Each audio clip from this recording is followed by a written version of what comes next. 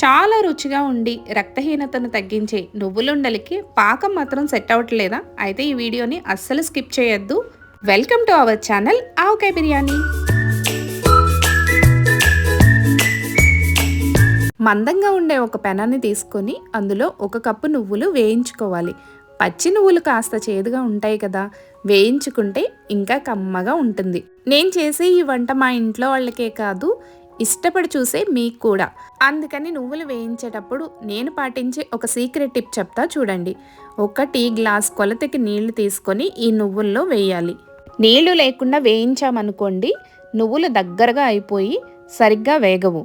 ఇలా నీళ్లు పోసి వేయించుకోవడం వల్ల నువ్వులు ఆ నీటిని పీల్చుకొని బాగా ఉబ్బి సరిగ్గా వేగుతాయన్నమాట.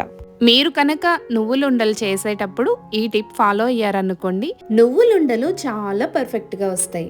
మనం వేసిన నీటిని నువ్వులు పీల్చుకోవడానికి కాస్త సమయం పడుతుంది.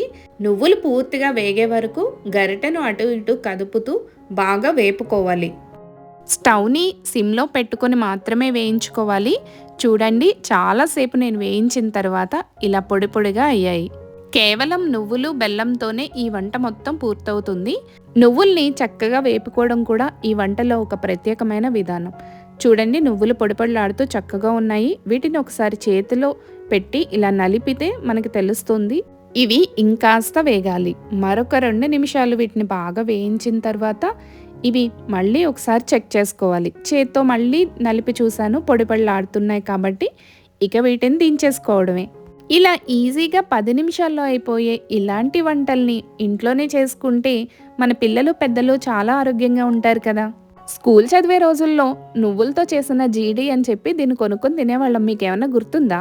ఇలా ఇంట్లో చేసుకోవచ్చని నాకు ఈ మధ్య తెలిసింది. తెలుసుకున్నాక బయట తినడం మానేసానే. ఇక ముచ్చట్లు పక్కన పెట్టేద్దాం. 1 కప్పు నువ్వులకి 1 కప్పు బెల్లాన్ని అయితే తీసుకున్నా. బెల్లాన్ని చెక్ చేసి చూపిస్తున్నాను. ఇలా ఉండకడితేనే ఈ బెల్లం పాకాన్ని తయారు చేయడానికి సరిగ్గా సరిపోతుంది. ఒక పెనాన్ని తీసుకొని అందులో ఈ బెల్లం ముక్కలన్నీ వేసి టీ గ్లాస్ కొలతకి నీటిని పోసుకోవాలి. మరింత ఎక్కువ నీటిని జోడించామనుకోండి, బెల్లం పాకం మరింత పలచగా అవుతుంది కానీ చిక్కగా అవ్వదు. ఇక్కడ బెల్లం పాకానికి 2 గిన్నెలు వాడాల్సి వస్తుంది. ఎందుకు అంటే బెల్లాన్ని ఫిల్టర్ చేసుకోవాల్సి ఉంటుంది. మనం కట్ చేసి వేసిన బెల్లం ముక్కలన్నీ బాగా కరిగేలాగా గరిటెతో అటు ఇటు కలుపుతూనే ఉండాలి. ఎందుకు అంటే బెల్లం అడుగంటింది అంటే పాకం వాసన అనేది మారిపోతుంది కాబట్టి. అందరికీ తెలిసిన విషయమే, నువ్వుల్లో కాల్షియం చాలా ఎక్కువగా ఉంటుంది. కూరల్లో వగైరా దాన్ని తినలేకపోయినా ఇలా లడ్డూలాగా చేసుకొని తినగలిగితే మన ఎముకలు చాలా స్ట్రాంగ్గా అవుతాయి. ఒక్క గుద్దుకి అవతల వాళ్ళ ఎముకలు విరగాల్సిందే. రక్తహీనతతో బాగా బాధపడేవాళ్ళు, బ్లడ్లో హెమోగ్లోబిన్ తగ్గుతుంది అనుకున్న వాళ్ళు రోజుకొక్క నువ్వులుండ తిన్నారనుకోండి, ఆ ప్రాబ్లం అనేది క్లియర్ అయిపోతుంది. ఆడవాళ్లలో నడు నొప్పి, హార్మోనల్ ఇంబ్యాలెన్స్ అని బాధపడే వాళ్ళు ఈ లడ్డు తినడం వల్ల చాలా మంచి ప్రయోజనం ఉంటుంది. కబుర్లు చెప్పుకుంటూ గరిటె తిప్పుకుంటూ బెల్లం మొత్తం కరగబెట్టేశాము. ఇప్పుడు పాకం కాస్తంత తయారైంది. ఇప్పుడు దీన్ని వడకట్టుకోవాలి. బెల్లంలో ఉండే రాళ్ళు అవి పోవాలి అంటే ఇలా వడకట్టుకొని లడ్డు చేసుకోవాలి. పాకం మరీ చిక్కగా అయ్యేంత వరకు కాకుండా బెల్లం కరిగిన తర్వాత ఇలా వడకట్టుకుంటే సరిపోతుంది. బెల్లం మరుగుతున్నప్పుడు ఆ వాసన భలే ఉంటుంది. నాకైతే చాలా ఇష్టం. చేసేది చిన్న వంటే అయినా ఇంట్లో బూరెలు అరిసెలు చేస్తున్నట్టు మంచిగా వాసన అయితే వస్తుంది. వడకట్టిన ఈ పాకాన్ని ఇంకాస్త సేపు మరిగించాలి. అప్పుడే కరెక్ట్గా లడ్డు చేసుకోవడానికి పాకం తయారైపోతుంది. స్టవ్ని సిమ్లో పెట్టుకొని ఈ బెల్లం పాకం ప్రిపేర్ చేసుకోవాలి. ప్లేట్లో వాటర్ పెట్టుకొని రెడీగా ఉండాలి. ఎందుకంటారా, బెల్లం పాకం కరెక్ట్గా ఉందో లేదో ఆ నీళ్ళల్లో వేసినప్పుడే తెలుస్తుంది. ఇలా బెల్లంతో చేసిన వంటలంటే చాలామందికి ఇష్టం ఉంటుంది. అందులోని నువ్వులుండలు, పల్లీలుండలంటే అందరూ ఇష్టంగానే తింటారు. మరి హెల్దీ అయిన ఈ వంటని చేయాలి అంటే బెల్లం పాకం రాదు అని భయపడే వాళ్ళకు కూడా ఈ వంటని ఇలాగే ఫాలో అవ్వండి. చాలా ఈజీగా చేసేసుకోవచ్చు. మనం కబుర్లు చెప్పుకుంటూ వంటని ఎంతసేపు చేసుకున్నా చేతిని మాత్రం ఆపకూడదు. అలా గరిటెను తిప్పుతూ ఉన్నప్పుడు బెల్లం అనేది చిక్కపడడం మొదలు పెడుతుంది. ఇదిగోండి, ఇలా చిక్కగా అవుతుంది అనే టైంకి స్టవ్ని సిమ్లోనే ఉంచండి. మనం ప్లేట్లో వాటర్ వేసుకొని పెట్టుకోవాలి అని చెప్పా కదా, ఆ ప్లేట్లో వాటర్లో ఈ బెల్లం పాకాన్ని కొన్ని డ్రాప్స్ వేయాలి. పాకం కరెక్ట్గా వచ్చిందో లేదో ఇప్పుడే మనకి తెలుస్తుంది అనమాట. నీళ్ళల్లో వేయగానే పాకం గట్టిగా రాయిలాగా మారుతుంది.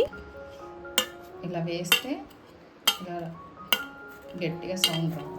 ఇప్పుడు మళ్ళీ పాకాన్ని మరిగించాలి, ఎందుకంటే పాకం కాస్తంత మెత్తగా ఉంది. ఇంకాస్త సౌండ్ రావాలి ప్లేట్ పైన కొట్టినప్పుడు. నువ్వులుండలకి పాకాన్ని ఇలా చెక్ చేసుకొని చేసుకుంటేనే పర్ఫెక్ట్గా వస్తాయి. రెండవసారి పాకాన్ని చెక్ చేయడానికి నీళ్ళల్లో వేసినప్పుడు ఇది చాలా గట్టిగా మారిందనమాట. పాకం పర్ఫెక్ట్గా సెట్ అయింది. ఇక లేట్ చేయకుండా మనం ముందుగా వేయించి పెట్టుకొని చల్లార్చిన నువ్వులు ఉన్నాయి కదా, వాటిని తీసుకొచ్చి ఈ పాకంలో వేసి బాగా కలుపుకోవాలి. బెల్లం పాకం నువ్వులు రెండు కూడా బాగా కలిసే విధంగా గరిటెను తిప్పుతూ ఉండాలి.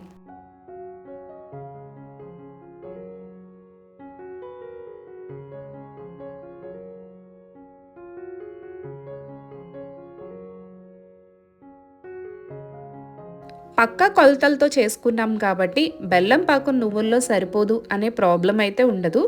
పర్ఫెక్ట్గా ఉండలు చేసుకోవడానికి సరిగ్గా బెల్లం పాకం, దానితో నువ్వులు రెండు కూడా సరిగ్గా సరిపోతాయి. ఇప్పటి వరకు ఈ వంటలో మెయిన్ టాస్క్ బెల్లం పాకం కరెక్ట్గా రావటం. బెల్లం పాకం కరెక్ట్గా వచ్చిందనుకోండి, ఉండలు చాలా బాగా వస్తాయి.